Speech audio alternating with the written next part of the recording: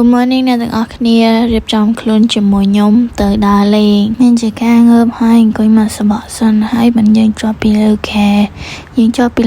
ហើយយើងមករៀបចំបត់ភួយបត់អីរបស់យើង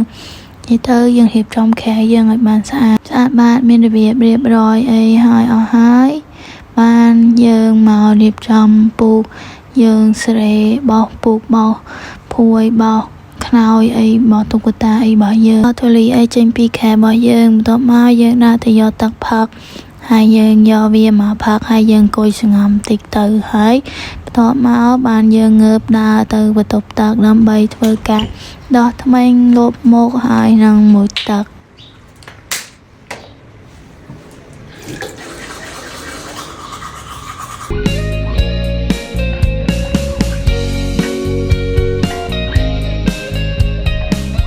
តាមផ្លូវឃើញមុខស្អាតមានជាការជឿជាក់ហើយមានជាការទិញនំប៉័ងញ៉ាំពាក់កណ្ដាលផ្លូវ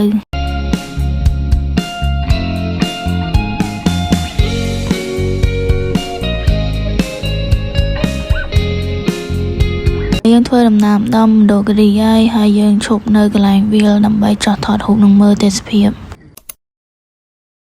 ដល់អូតែរបស់យើងហើយអានេះទេសភាពខ្លះនៃអូតែរបស់យើងរៀបចំដាក់អវ៉ាន់ដាក់អីហើយម៉ាក់កំពុងតែលាងមកលាងបកាដើម្បីអាំងល្ងាចនឹងគ្រាន់តែមកដល់ភ្លាមមានជាការភ្លៀងហើយយើងក៏បានឆុងមីញ៉ាំអានេះទេសភាពនៅពេលរលឹមព្រៃគឺថាស្អាតមែនតើ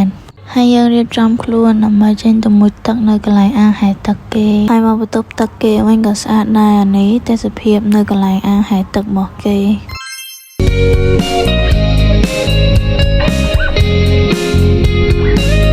មួយទឹកផ្លុំសក់ហើយមានជាការធ្វើ outfit check ម្នាក់ឯងដើម្បីទៅថតរូបនៅជុំវិញអូតែហើយចេញមកក្រៅឃើញម៉ាក់កំពុងតែអាំងសាច់អាំងអីទុកញ៉ាំល្ងាចហ្នឹង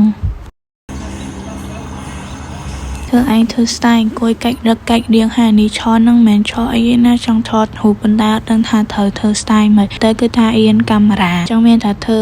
ដៃចោះឡើងបែបស្លឹកឈើគេឡើងពេញហ្នឹងថតរូបដើរមើលជុំវិញអូតែគេហត់ហើយឥឡូវយកមកញ៉ាំបាយល្ងាច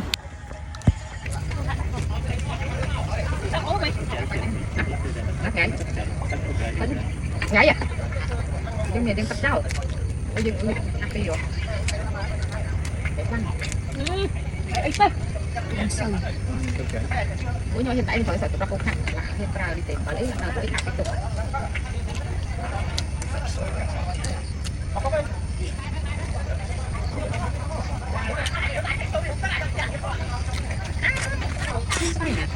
nói con trai nè con trai cái thằng chặt bên con con trai ăn ăn cái không vậy sao nó ăn cái không vậy nó vô ở trên phố cam bốn thằng đó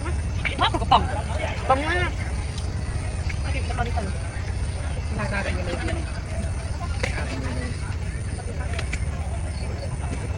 đi trả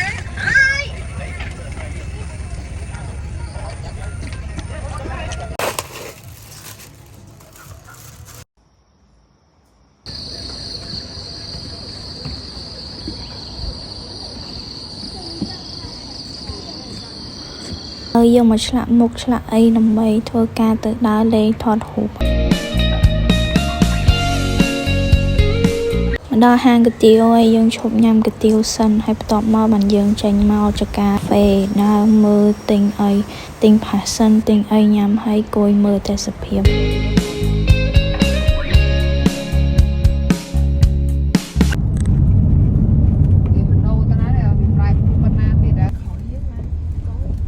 ឡើយយើងមកដល់ប៊ូស្រាយើងទិញសំបុត្រទិញអីហើយយើងដើរចូលក្នុង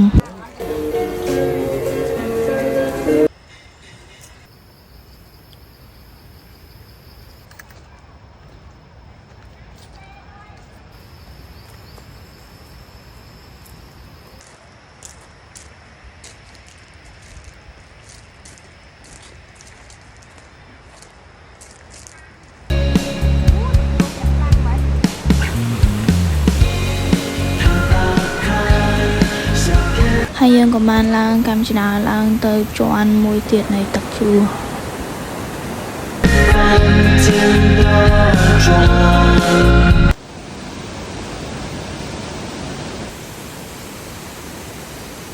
ឥឡូវយើងបានធ្វើដំណើរមកកន្លែងមួយទៀតគឺភ្នំដកកមុំគ្រួសារ introvert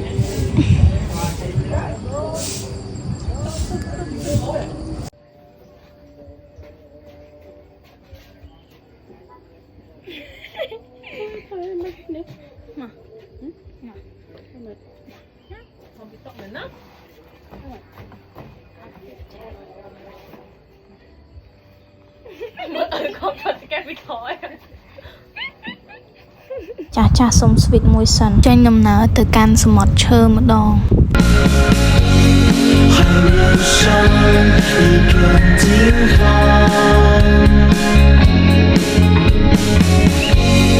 ម្ដងភ្លាមយើងរៀបចំញ៉ាំបាយញ៉ាំអីពេលថ្ងៃហើយយើងដើរមើលទេសភាពនៅកន្លែងសមុទ្រឈើរបស់គេហ្នឹងប៉ុន្តែមានតែមួយគ្រួសារខ្ញុំឯងដែលមករបៀបដើរលក្ខណៈគ្រួសារ introvert ហ្មងទៅកន្លែងណាអត់មានមនុស្ស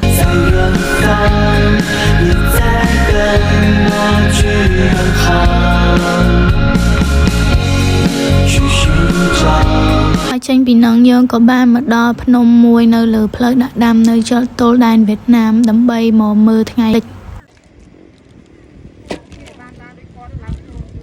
អត់ដឹងថាត្រូវថតអីគេមានតែថតខ្លួនឯងអង្គុយមើលចុះឡើងអញ្ចឹងទៅ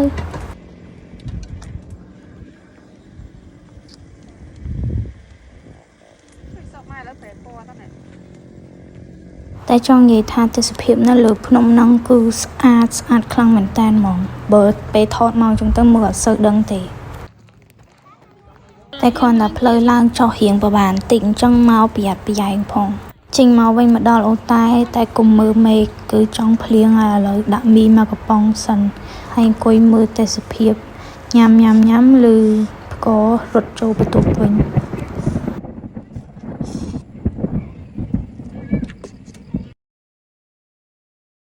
យប់ទៀតហើយអញ្ចឹងយើងអាំងសាច់អាំងប៊ូគីអាំងមឹកអីដើម្បីធ្វើការញ៉ាំបាយជុំគ្នាពេលល្ងាចហើយមុខអ្នកអាំងអត់រីកទេហត់ពេកពេញមួយថ្ងៃGood morning ថ្ងៃទី3ហើយយើងរៀបចេញទៅវិញហើយប៉ុន្តែឲ្យមើលទេសភាពតិចសិន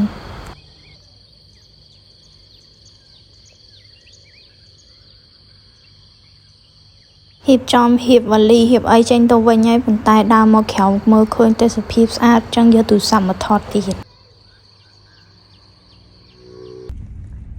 អត់បានធ្វើ outfit check អីចឹងមានតែយកទូរស័ព្ទយកមកថតចឹងហ្មងទៅ